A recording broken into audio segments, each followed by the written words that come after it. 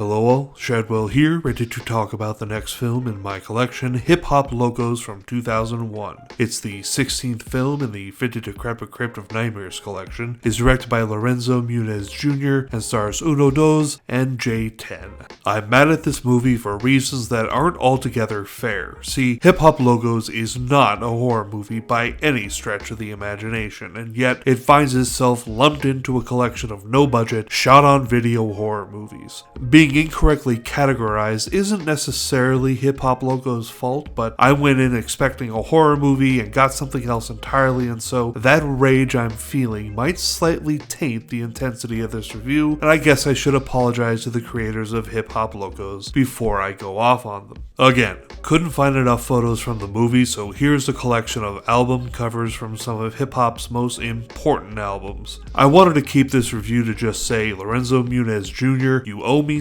71 minutes of life back, but I thought better of it because when it comes to trashing Hop Locos, there is a lot to talk about. First, the structure of the film is not found footage, as many incorrectly assume this movie is. One of the most important aspects of a found footage movie is the camera is part of the movie, and its existence and being constantly turned on is explained within the movie somehow. This does not happen in Hop Locos. Oh, sure, it looks like found footage, but there is no camera character, so automatically disqualified. Boom. Next. The story is a problem. It starts with on-screen text explaining how on a night in 2001, two rappers wanting to get into the music biz are going to rob some drug dealers and use the proceeds to fund their first album, and what we're about to see are those events. It sounds a lot like the on-screen text for the Blair Witch Project, right? Again, making me expect a horror movie and a found footage movie, but receiving neither. The third thing I want to talk about is the action is just stupid.